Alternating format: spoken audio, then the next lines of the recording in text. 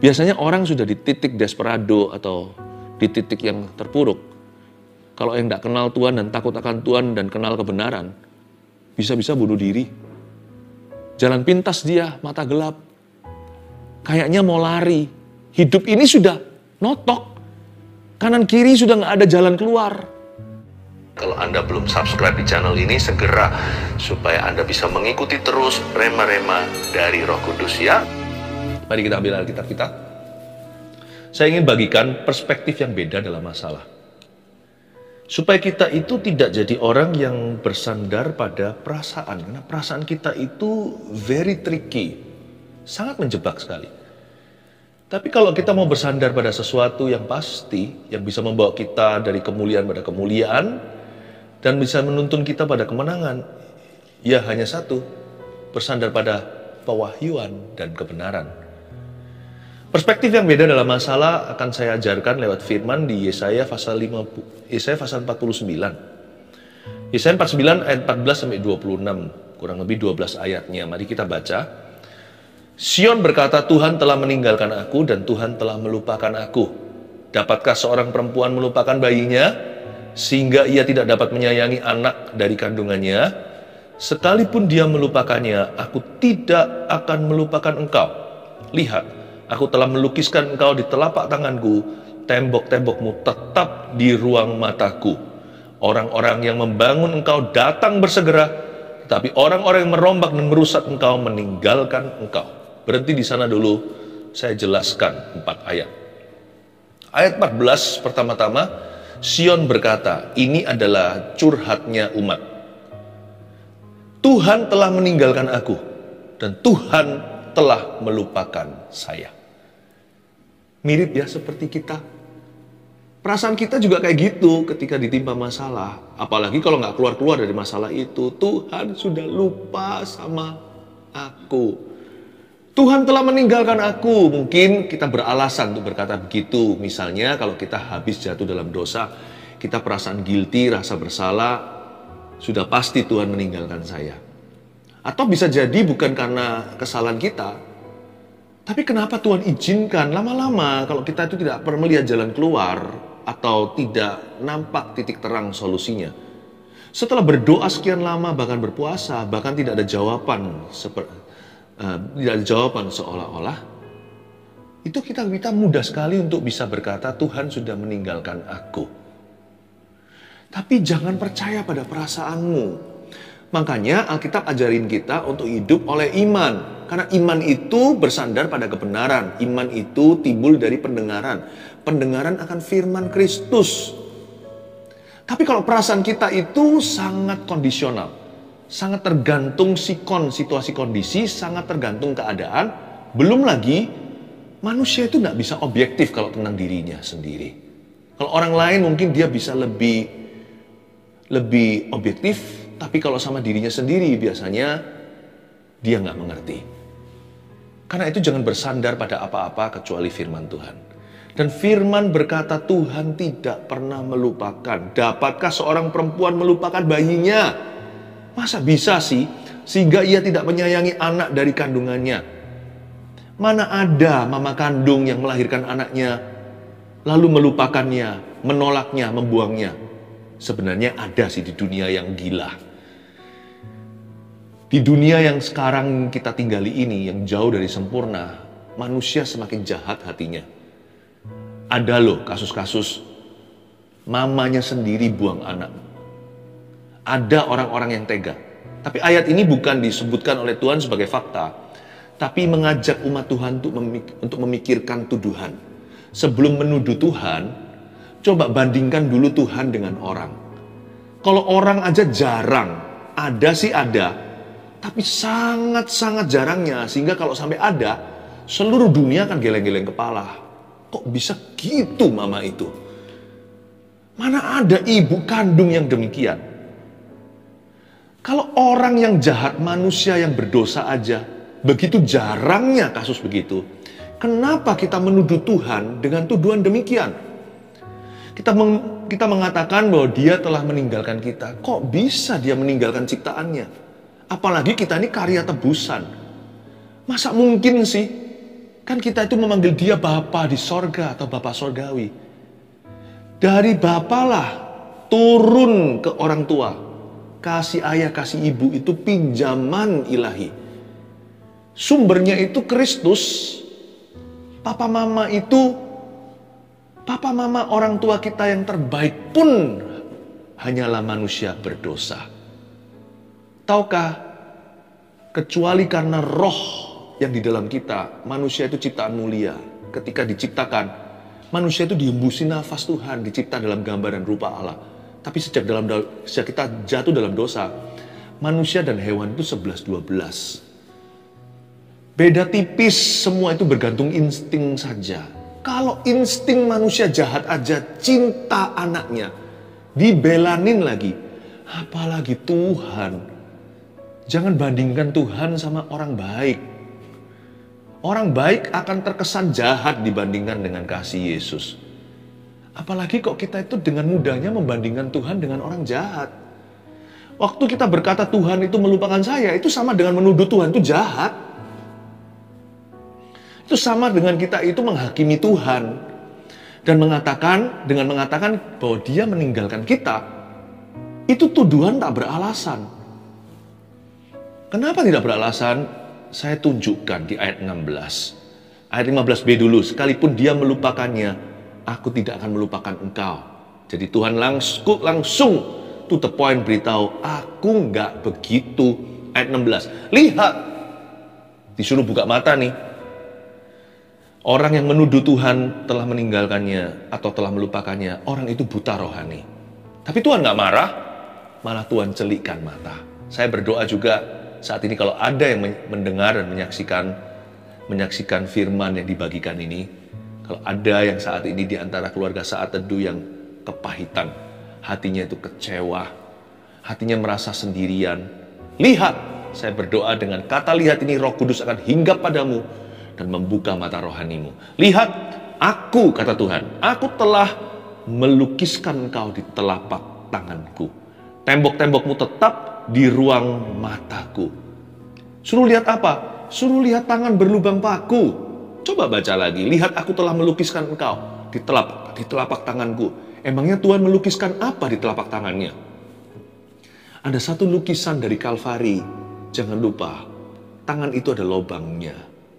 Itulah karya seni yang terindah. Sekalipun ketika kejadian itu mengejamkan sekali, orang dibunuh dengan cara demikian, tak tanggung-tanggung, Allah sendiri digantung di sana karena ciptaannya, yaitu anak Allah yang maha tinggi, Yesus Kristus namanya.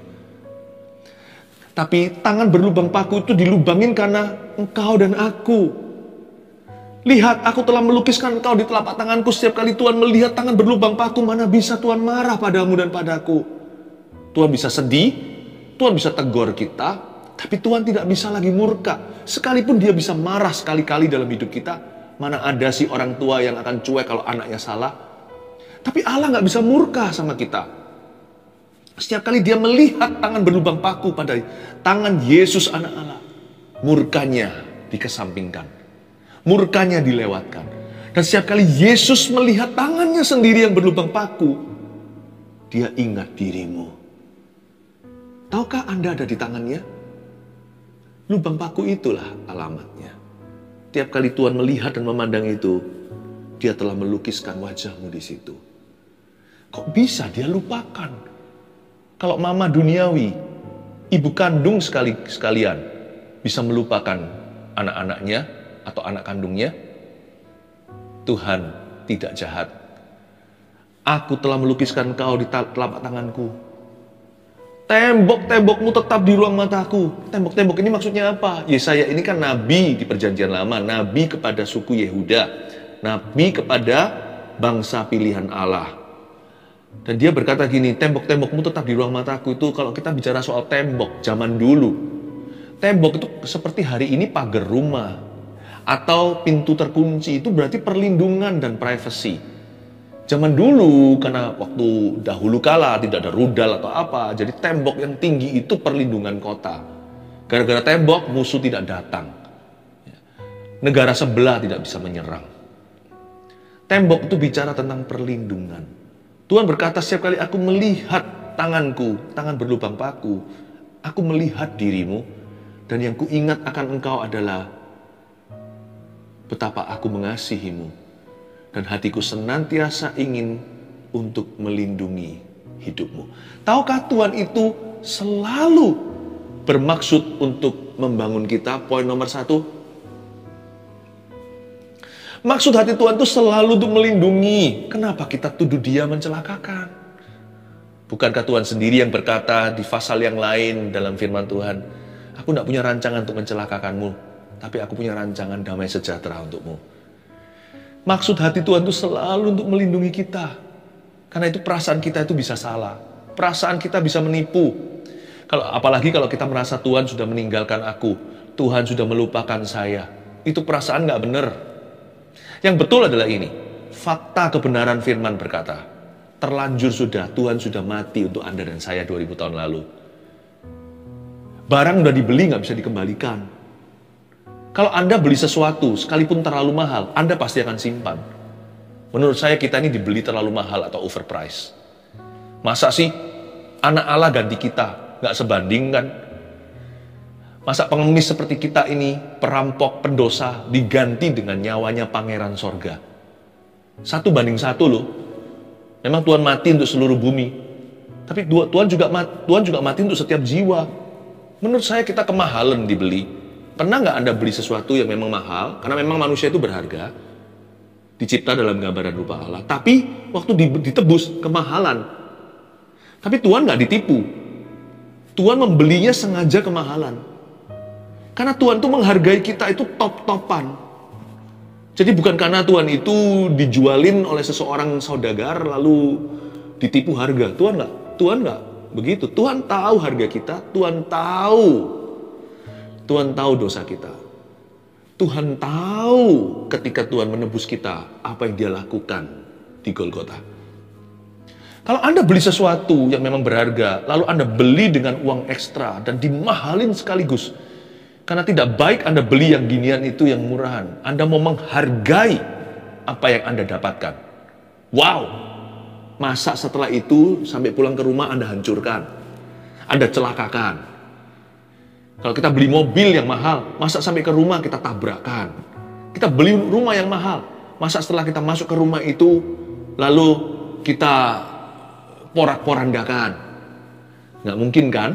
Pasti disayang, dirawat, dilindungi. Hanya karena ada pencobaan dan masalah di hidup kita bukan berarti Tuhan tidak melindungi kita. Because things could have gotten worse. Karena sebenarnya kita bisa jauh lebih terpuruk dari itu. Jikalau Tuhan izinkan, pasti ada maksud mulia. Kita ini barang yang dibeli kemahalan. Masa Tuhan akan hancurkan? Bukankah maksud Tuhan bahwa kita masuk dalam kerajaannya itu bukan untuk menghancurkan dan memporak-porandakan? Beli mahal-mahal masa dibuang dan disia-sia? Tapi pasti dirawat, pasti dituntun dan dibimbingnya. Maksud hati Tuhan itu jangan dicurigai lagi ya, hai manusia. Mari kita jangan mencobai Dia lagi. Maksud hati Tuhan itu selalu mulia. Good intention, Tuhan selalu punya keinginan dan kerinduan untuk membangun hidup kita, bukan menghancurkannya. Lihat, aku telah melukiskan kau di telapak tanganku, tembok-tembokmu tetap di ruang mataku. Lalu Tuhan berkata, orang-orang yang membangun engkau datang bersegera. Future tense. Ini kata masa depan. Memang belum terjadi. Yesaya menubuatkan suatu hari, orang-orang yang membangun Israel akan datang bersegera. Tapi orang-orang yang merombak dan merusak, kau ini bukan rombak di sini, bukan renovasi. Rombak ini menghancurkan, merusak, memporak-porandakan. Orang-orang yang merombak dan merusak engkau, meninggalkan engkau. Percayalah, kalau kita jalan sama Tuhan, kehidupan kita nggak tentu lebih nyaman, tapi hati kita akan semakin enak. Damai sejahtera itu menjadi porsi yang pasti. Orang kalau ikut Tuhan itu, berjalan makin lama makin kuat hendak menghadap Allah di Sion. Orang itu hidupnya nggak tentu semakin mulus, tapi orang itu hidupnya akan semakin mantap. Orang itu hidupnya akan semakin penuh. Kata kelimpahan itu bukan berarti tanpa masalah. Kata kelimpahan atau abundance itu artinya itu Tuhan penuhkan. Dia penuhkan. Masalah ada, tapi tak kalah dengan itu, selalu ada penyertaan di situ. Ada kemenangan, ada kemuliaan di balik salibnya. Di baliknya sekalian, di balik salibnya sekalian, tetap ada kemuliaan sekalipun mungkin kita sekarang dirudung duka cita. Mungkin sekarang kita mengalami ujian iman. Mungkin kita mendapatkan tekanan, tetapi tetap di balik itu, di balik salibnya ada glory. Percayalah kepada Tuhan, jangan bersandar pada pengertian pikiran sendiri, karena manusia itu dikutuki dengan panca indera. Karena apa yang kita lihat itu kebenaran, apa yang kita dengar, rasa, cicip itu fakta. Kalau begitu kan nggak ada yang namanya radio wave, tidak ada yang namanya yang ada di udara ini. Tahu nggak, panca indera itu bukanlah seluruh dunia. Ada banyak hal itu yang tidak tercakup di panca indera kita. Makanya di alam rohani harus pakai iman dalam janji-janji Tuhan. Tuhan berkata, yang membangun engkau akan datang, yang merusakmu akan pergi. Katakan amin dengan segenap hati. Ayat 18, angkatlah mukamu dan lihatlah ke sekeliling. Mereka semua berhimpun datang kepadamu. Demi aku yang hidup, demikianlah firman Tuhan. Sungguh mereka semua akan kau pakai sebagai perhiasan, dan mereka akan kau lilitkan seperti yang dilakukan pengantin perempuan. Apa ya ini ya? Apa atau siapa yang berhimpun datang? Berbondong-bondong lagi. Sampai kita disuruh angkat muka dan terkagum-kagum lihat ke sekeliling apa yang sedang terjadi.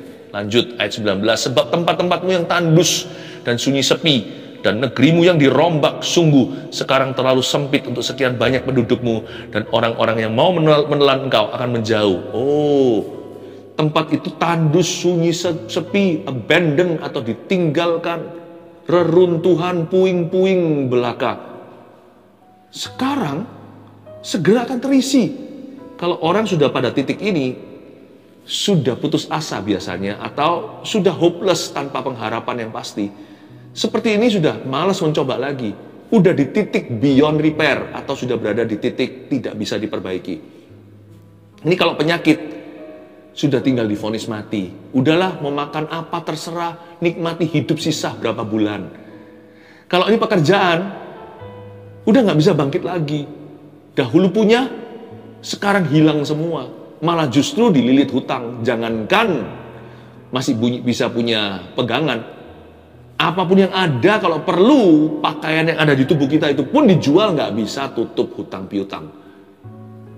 Mana bisa pikiran jauh, mau bangkit lagi lah, mau mencoba lagi, mau membangun kembali. Udahlah, jangan mulu-mulu.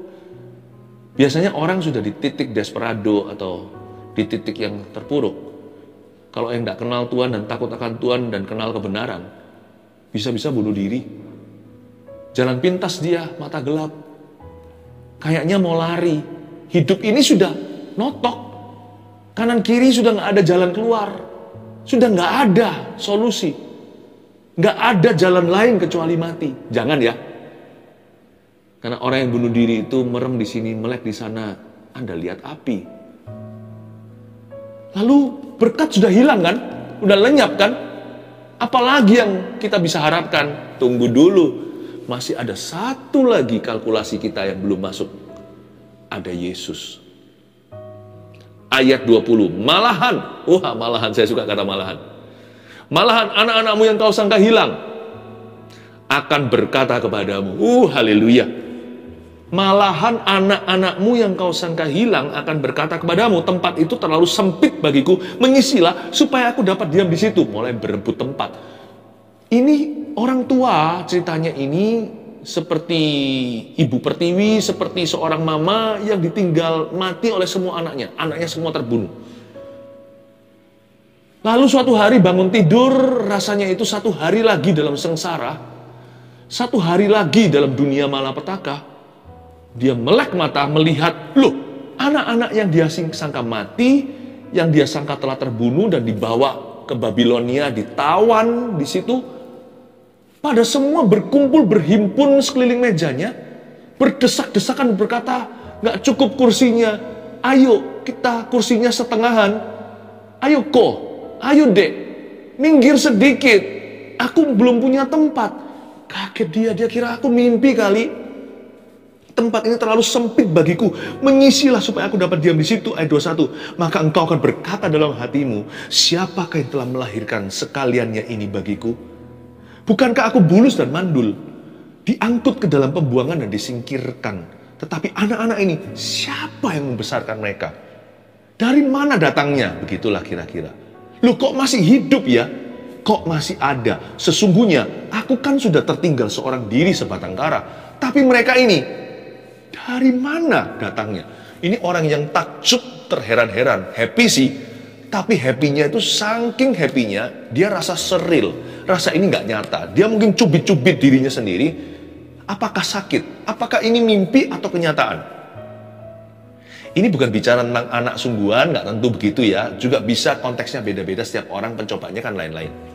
Tapi dalam konteks Israel, tahukah Anda, tak lama kemudian, Israel akan mengalami perang.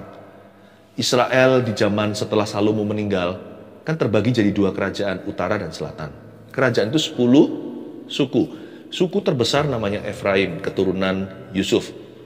Tapi yang bawah itu, yang menjadi kerajaan Daud, Salomo, dan seterusnya, tinggal 2 suku, yaitu Benyamin dan Yehuda. Itu adalah Israel sebelah selatan. Namanya Yehuda. Nanti ketika perang terjadi, yang 2 ini diangkut ke Babilonia. Terjadi perang, Israel ditaklukkan oleh Nebukadnezar, Raja Babilonia, zaman sekarang di daerah Irak. Sedangkan 10 suku yang atas itu dikalahkan oleh Assyria, negeri lain, ya, negeri Asyur, itu sekitar daerah Iran. Di atas itu pokoknya, di Timur Tengah. Nah, ketika ini ditangkap oleh 2 kerajaan yang berbeda, beda kebijakan, yang ini masih dipertahankan. Karena mereka diangkut, tapi identitas mereka, statusnya tetap dipertahankan. Sedangkan yang 10 ini punah. 10 ini disebarluaskan, kawin campur, dipindah-pindah negeri sana-sini, silsilahnya gonta-ganti, habislah semua history, tidak ada lagi bekasnya. Sudah tidak ada lagi jejak kaki. Jadi orang-orang sudah tidak bisa trace back, udah tidak bisa menyelidiki lagi, menelusuri apakah mereka orang Yahudi atau bukan. Jadi 10 suku telah punah. Jadi ini Yesaya jauh hari menubuatkan, suatu hari Israel secara keseluruhan akan berkata, sebagian besar anakku hilang 10/12. Tapi kalau Anda baca di kitab Wahyu, Anda akan terkejut sekali. Nanti secara ilustratif, 144.000 Yahudi, pada waktu itu bangsa Israel 12 suku, akan mengalami kebangunan rohani dan keselamatan terjadi. Loh, kok bisa muncul lagi tuh 10? Bukannya sudah punah dalam history, dalam sejarah. Nanti di kitab Wahyu, jadi lewat masa kita ini, masa modern itu sampai nanti mendekati kiamat. Itu 10 suku restorasi. Muncul lagi di atas permukaan bumi. Loh, saya sangka hilang. Kalau Anda baca lagi ayat-ayat di Wahyu, nanti di sorga itu ada gerbang, ada 12 batu-batunya, ada 12 gerbangnya ini. Lah harusnya kan sisa 2. Kenapa kok Tuhan tetap hitungannya 12? Bukan 12 rasul saja, 12 anak Yakub atau suku Israel. Saya beritahu satu hal. Sekali Tuhan buat perjanjian sama Abraham, berkat itu nggak bisa hilang. Tuhan hanya tunggu orang benar, Tuhan hanya tunggu jalan masuk, orang yang tepat, mereka yang beriman, mereka yang berani bayar harganya, mereka yang berani setia. Berkat itu akan dikembalikan, dipulihkan. Tulis poin nomor 2. Berkat yang disangka hilang, ternyata masih ada. Perspektif yang beda dalam masalah. Kadang kalau kita dalam permasalahan kan kita merasa, udah mati aku, udah kiamat ini, habis punahlah seluruh harapan. Udah nggak mungkin bisa bangkit. Gini loh, kalau itu bicara tentang materi kerugiannya, jikalau yang rugi itu hanya materi maksud saya, yang terambil dari Anda hanyalah cash saja atau harta benda. Kalau Anda masih punya perjanjian dengan Tuhan, berkat itu nggak pernah hilang. Yang dicuri atau yang dirampas dari Anda itu hanyalah air susunya, bukan sapi perahnya. Aku punya berapa sirna, aku punya berapa punah. Kalau saya, air susu yang saya peras dari sapi satu-satunya yang saya punya, itu diambil terus oleh musuh, Saya akan berharap sama Tuhan suatu hari ini akan berhenti. Tapi justru saya tidak akan marah, saya akan terus peras dari sapi perah. Malah saya akan elus-elus sapinya supaya dia gemuk, supaya dia subur. Sapi perahmu itu perjanjianmu dengan Tuhan. Bukan berarti kita minta-minta, bukan kita harap-harap terus meras Tuhan, bukan. Tapi itulah perjanjianmu dengan Tuhan. Yang hilang itu hanyalah material. Yang hilang itu hanyalah wujudnya. Yang hilang itu hanyalah tanamannya atau buahnya. Jangan sampai sih, makanya jangan berdosa. Tapi kalau yang hilang itu hanya itu, selama Anda masih punya perjanjian dengan Tuhan, kalau Anda pegang teguh janji-janjinya, yang hilang itu hanyalah tanamannya. Akarnya masih di sana. Itulah imanmu pada firman-Nya. Berkat yang kau sangka hilang ternyata masih ada. Disimpan Tuhan dalam kirbat, menunggu semua indah pada waktunya, dan menunggu Anda mengerti dan menangkap pewahyuannya. Supaya Anda hidup tidak berdasar perasaan, tapi pewahyuan. Tuhan simpan, menunggu orang benar dinyatakan, menunggu saatnya tiba. Di waktu aku berkenan, aku akan memulihkan. Jangan bunuh diri, jangan putus asa. Jangan merasa, matilah aku sudah. No. You just lost your money. Hanya uang yang hilang. Uang bisa dicari lagi. Atau hanya sesuatu yang sementara di bumi ini, bahkan kalau kita meninggal di sini pun, mati pun. Kalau kita punya Yesus, pahala kita itu di sorga. Tubuh hangus. Tetapi kita tidak perlu menjadi orang yang tanpa pengharapan. Sekalipun ditinggal oleh seseorang yang kita cinta, asal sudah sama-sama dalam Tuhan. Kalau bisa dipertahankan. Tapi kalau memang sudah menjadi kehendak Tuhan, janganlah kita berkabung seperti orang yang tidak beriman. Really, following Jesus you cannot lose anything. Ikut Yesus itu kita tidak bisa merugi apa-apa. Tahukah Anda bahwa bahkan mati pun keuntungan jika hidup dalam Kristus. Berkat itu masih ada. Berkat yang disangka hilang ternyata masih ada. Karena berkat nggak bisa hilang. Berkat itu hinggap di kepala orang yang diberkati. Jadi bukan wujud berkatnya. Itu yang dikatakan oleh Tuhan, malah anak-anak yang kau sangka hilang. Nanti akan berkata, menyisilah. Dia kaget, siapa yang besarkan anak-anak ini? Aku kira kalian mati loh nak. Nanti waktu muncul, sudah jadi orang dewasa. Anda bahkan tidak besarkan, dibesarkan oleh kasih karunia. Nanti pulang dengan bunga-bunganya, kembali ke pangkuanmu. Karena itu setia sama Tuhan. Saya nggak bicara soal materi, saya bicara tentang apapun, kecuali terutama damai sejahteramu itu tidak pernah pergi. Ayat 22. Beginilah firman Tuhan Allah, lihat, aku akan mengangkat tanganku sebagai tanda untuk bangsa-bangsa, dan memasang panji-panjiku untuk suku-suku bangsa. Maka mereka akan menggendong anak-anakmu laki-laki dan anak-anak perempuan akan didukung di atas bahunya. Saya suka gambaran ini. Bahwa Tuhan mengangkat tangannya itu berarti Tuhan sudah ready untuk bekerja. Tuhan sudah siap untuk berperang. Sudah angkat senjata, ketopong keselamatan. Tuhan sudah siap untuk memimpin kita di depan. Maka raja-raja akan menjadi pengasuhmu. Dan permaisuri mereka menjadi inangmu. Maka mereka akan sujud kepadamu dengan mukanya sampai ke tanah dan akan menjilat debu kakimu. Maka engkau akan mengetahui bahwa akulah Tuhan. Dan bahwa orang-orang yang menanti-nantikan aku, catat ini, tidak akan mendapat malu. Dapatkah direbut kembali jarahan dari pahlawan? Atau dapatkah lolos tawanan orang gagah?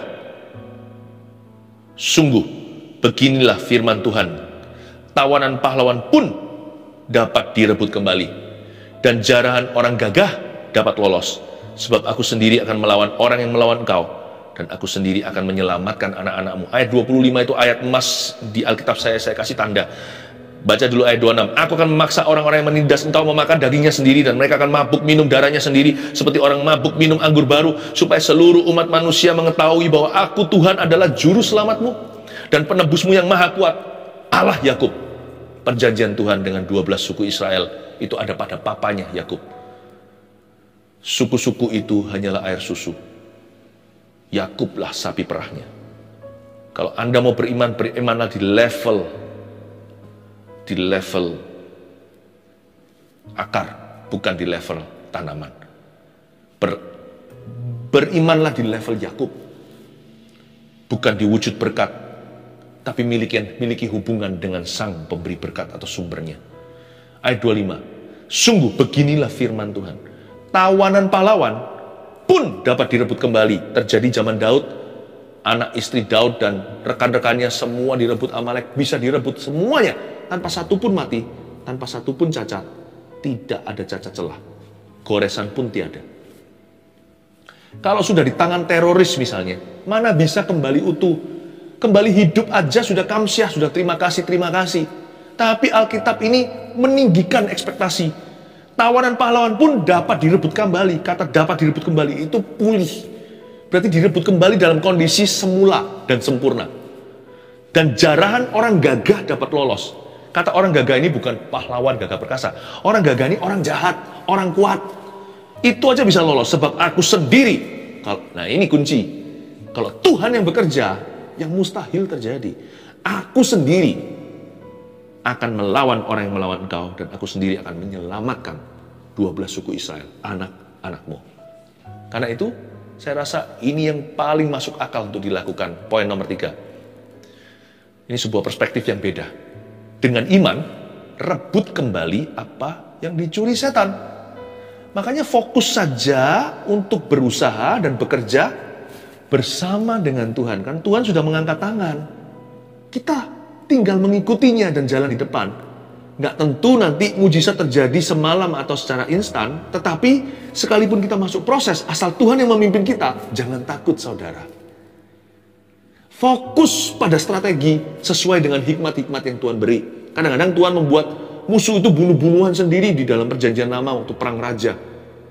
Lalu tiba-tiba bangsa Israel tinggal menjara. Tapi di zaman Daud, dalam konteks yang, dalam kejadian yang berbeda maksud saya, mereka perlu berperang. Tuhan tidak langsung beri jarahan.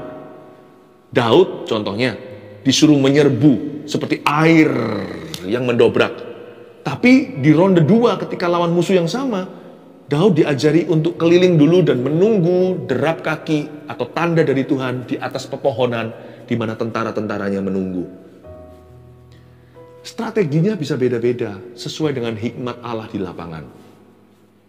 Jangan buang energi karena itu untuk perkara yang sia-sia atau yang enggak-enggak. Yang putus asa, yang kecewa, yang kepahitan, yang marah, yang apa. Semua negatif energi itu buang aja. Karena itu buang waktu, buang waktumu, dan buang waktu Tuhan. Semua jadi nggak indah-indah pada waktunya karena waktu Tuhan dibuang-buang. Buang aja supaya kita bisa fokus pada strategi yang Tuhan beri. Kita perlu beriman dulu Tuhan berjalan di depan dan aku pasti bisa merampas kembali tawanan pahlawan. Dengan iman dulu kita cetuskan, aku akan rebut kembali apa yang dicuri setan.